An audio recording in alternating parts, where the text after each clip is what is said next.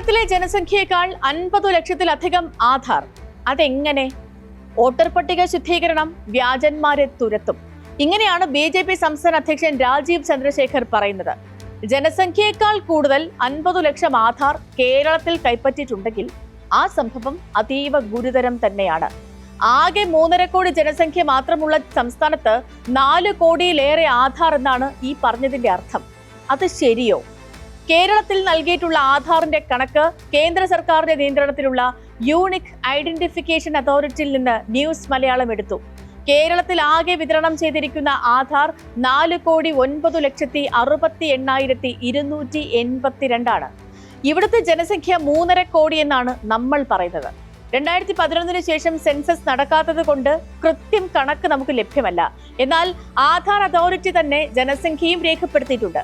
അതനുസരിച്ച് കേരളത്തിലെ ജനസംഖ്യ 3,60,63,000 ആണ്. അപ്പോ ജനസംഖ്യയേക്കാൾ 49,05,282 ആധാർ കൂടുതൽ വന്നു.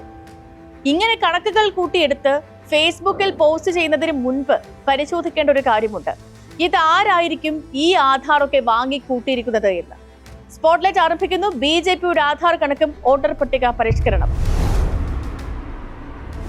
ഈ 2 കണക്കുമെടുത്ത് ജീവിച്ചിരിക്കുന്ന ആളുകളെക്കാൾ 50 ലക്ഷം ആധാർ കൂടുതൽ നൽകിയെന്ന് പറയും മുൻപ് ശ്രദ്ധിക്കേണ്ട ഒരു കാര്യമുണ്ട്.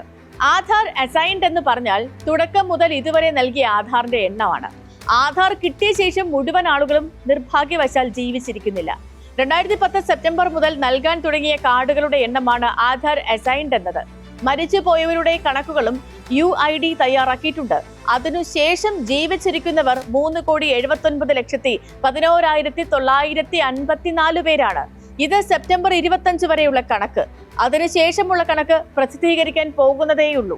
അപ്പോഴും പ്രശ്നമില്ലേ എന്ന് ചോദിക്കാം. കാരണം 3.6 കോടിയാണ് ജനസംഖ്യ എന്ന് പറഞ്ഞിട്ട് മരിച്ചവരെ കുറച്ചപ്പോഴും 3.79 കോടി കാണിക്കുന്നില്ലേ എന്നാണ് ആ ചോദ്യം.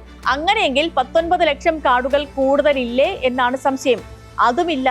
ഇവിടെ വന്ന് ജോലി ചെയ്യുന്ന ഇതര സംസ്ഥാന തൊഴിലാളികളുണ്ട്. അവർ ഇവിടെ വന്ന ശേഷം നേടിയ ആധാറുകളുണ്ട്. അതെല്ലാം കേരളത്തിന്റെ കണക്കിലാണ് വരുന്നത്. ഇവിടെ കുടുംബവുമായി താമസിക്കുന്നവരുണ്ട്. അവർക്ക് ഇവിടെയുണ്ടായ കുട്ടികളുണ്ട്. ഇതെല്ലാം ഈ ആധാറിൽ ചേരും.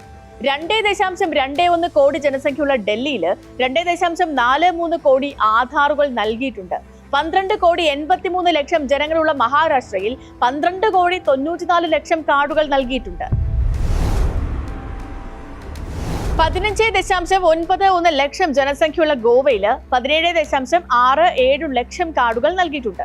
3,09 ലക്ഷം ജനസംഖ്യയുള്ള ഹരിയാനയിൽ 3,31 ലക്ഷം കാർഡുകളും വിതരണം ചെയ്തു. നമ്പർ ഓഫ് കാർഡ്സ് അസൈൻഡ് എന്ന് പറഞ്ഞാൽ ഇത്രയും ആളുകൾ കാർഡും പിടിച്ച് നടക്കുന്നു എന്നൊരു അർത്ഥമില്ല. ഒരു സംസ്ഥാനത്ത് കഴിഞ്ഞ 15 വർഷത്തിനിടയിൽ നൽകിയ ആകെ കാർഡുകളുടെ എണ്ണമാണത്. ഇപ്പോൾ ആന്ധ്രാപ്രദേശിലെ ജനസംഖ്യ അത് 5,35,00,000 അപ്പോൾ അവിടെ വിതരണം ചെയ്തിരിക്കുന്ന കാർഡുകളുടെ എണ്ണം നോക്കൂ, 5,75,00,000. അപ്പോൾ അങ്ങനെയാണെങ്കിൽ ഒരാൾക്ക് 2 ആധാർ കാർഡ് സാധ്യമോ എന്നതാണ് ചോദ്യം. നിലവിലെ ആധാറിന്റെ സംവിധാനമൊക്കെ അനുസരിച്ച് 2 കാർഡുകൾ ഒരാൾക്ക് സാധ്യമേ അല്ല. ഒരാളുടെ നേത്രപടലങ്ങളുടെയും അതുപോലെ വിരലുകളുടെയും അടയാളം അയാൾക്ക് മാത്രമേ ഉണ്ടാകൂ. അതേ അടയാളങ്ങൾ വെച്ച് മറ്റൊരാൾക്ക് ആധാർ ലഭിക്കില്ല. ഒരേ അടയാളങ്ങളുള്ളയാൾ 2 പേരിൽ അപേക്ഷ നൽകിയാൽ അപ്പോൾ തന്നെ പിടിക്കപ്പെടുകയും ചെയ്യും. ഇപ്പോൾ ഡൽഹിയിൽ രാകേഷ് റോയ് എന്നൊരാൾ ദേവാനന്ദ് റോയ് എന്ന പേരിൽ മറ്റൊരു ആധാർ നേടിയ സംഭവമുണ്ടായി. ആധാർ അതോറിറ്റിയുടെ പരാതിയിൽ കേസെടുക്കുകയും ചെയ്തു. അങ്ങനെയെങ്കിൽ അതിഥി തൊഴിലാളികൾ ഇവിടെ വന്ന് നേടിയ ആധാർ എല്ലാം ഇരട്ടിപ്പായിരിക്കുമോ? അതിഥി തൊഴിലാളികൾക്ക് വേണ്ട രേഖകൾ നൽകിയാൽ ഏതു സംസ്ഥാനത്ത് നിന്നും ആധാർ നേടാം. അക്ഷയ കേന്ദ്രങ്ങൾ വഴി ആർക്കും ലഭിക്കുന്നതാണ് ഈ സംവിധാനങ്ങൾ. അതുകൊണ്ടാണ് കേരളത്തിലും മഹാരാഷ്ട്രയിലും ഗോവയിലും ഡൽഹിയിലും ഒക്കെ ജീവിച്ചിരിക്കുന്നവരെക്കാൾ ആധാർ കൂടുതൽ വരുന്നത്. ഉത്തർപ്രദേശും ബീഹാറും ബംഗാളും പോലുള്ള സംസ്ഥാനങ്ങളിൽ എണ്ണം കുറഞ്ഞിരിക്കുന്നതും ഇതേ കാരണം കൊണ്ടാണ്. വോട്ടർ പട്ടിക പരിഷ്കരിക്കുന്നത് ഇവിടെ കള്ള ആധാറുകൾ ഉള്ളത് കൊണ്ടാണെന്ന് പറയുന്നതിലും വലിയ മണ്ടത്തരം വേറെ ഇല്ല. കള്ള ആധാറുകൾ ലഭിച്ചിട്ടില്ല എന്നല്ല, പക്ഷെ വളരെ കുറവാണ്. ബയോമെട്രിക് സംവിധാനങ്ങളെ മുഴുവൻ തള്ളിപ്പറഞ്ഞാൽ മാത്രമേ കള്ള ആധാറുകൾ ഇറങ്ങുന്നു എന്ന് പൂർണ്ണമായും അംഗീകരിക്കാൻ കഴിയൂ. വോട്ടർ പട്ടിക പരിഷ്കരിക്കുന്നതിന് സത്യത്തിൽ ആരും എതിരല്ല. പക്ഷേ ബീഹാറിലെ SIRന് ശേഷം സംഭവിച്ച കാര്യങ്ങൾ നോക്കിയേ.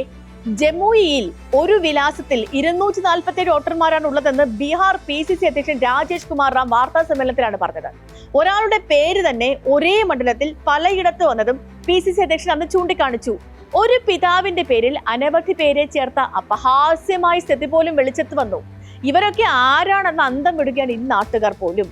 അതൊക്കെ എങ്ങനെ സംഭവിച്ചു എന്ന കാര്യത്തിൽ ഒരു വിശദീകരണവുമില്ല. പരിഷ്കരിക്കൽ കഴിഞ്ഞ് പുറത്തുവിട്ട വോട്ടർ പട്ടിക എന്ന് മറക്കാതിരിക്കാം.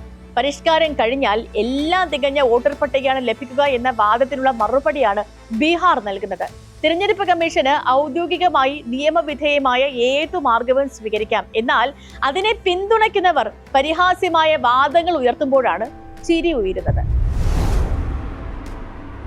ആധാർ അതോറിറ്റി നൽകുന്ന കണക്കുകൾ അനുസരിച്ചുള്ള മരണം പോലും അതാകണമെന്ന് നിർബന്ധമില്ല. കാരണം കേരളത്തിലെ മരണനിരക്ക് വെച്ചുള്ള ഏകദേശ കണക്കാണെന്ന് ഈ രേഖയുടെ താഴെ തന്നെ ആധാർ അതോറിറ്റി പറയുന്നുണ്ട്. കോവിഡ് സമയത്ത് കൂടുതലായി ഉണ്ടായ മരണം ഈ ഏകദേശ കണക്കിൽ വരുന്നതുമില്ല. ഇവിടെ വലിയ രാഷ്ട്രീയ കോലാഹലം ഉണ്ടാക്കാനാണ് 50 ലക്ഷം ആധാറുകൾ കൂടുതൽ എന്നൊരു വാദം ഉയർത്തുന്നത്. ജനസംഖ്യയേക്കാൾ കൂടുതൽ ആധാർ ഏതെങ്കിലും സംസ്ഥാനത്തുണ്ടെങ്കിൽ ആദ്യം അടച്ചു പൂട്ടേണ്ടത് UID തന്നെയാണ്. കാരണം അങ്ങനെ ഒരാൾക്ക് നിരവധി ആധാർ നൽകാൻ കഴിയുമെങ്കിൽ ഈ സംവിധാനം പിന്നെ രാജ്യത്ത് ആവശ്യമേ ഇല്ലല്ലോ. നൽകിയ ആധാറുകളുടെ എണ്ണത്തിൽ നിന്നും മരിച്ചവരുടെ എണ്ണം കുറയ്ക്കണമെന്ന സാമാന്യ ബോധം പോലും ഇല്ലാത്തവരാണ് ഇത്തരം പ്രചണ്ഡ പ്രചാരവുമായി വരുന്നത്. വോട്ടർ പട്ടിക പരിഷ്കരണം കൊണ്ടുപിടിച്ച് നടത്തുന്നതൊക്കെ നല്ല കാര്യമാണ്. പക്ഷേ ഒരു സംസ്ഥാനത്തുള്ളവരെ എല്ലാം കള്ളന്മാരാണെന്ന് പറയുന്നത് അംഗീകരിക്കണമെന്ന് വാശി പിടിക്കരുത്. സ്പോട്ട്ലൈറ്റിനെ മറ്റൊരു വിഷയമായി നാളെ വീണ്ടും ഇതേ സമയം.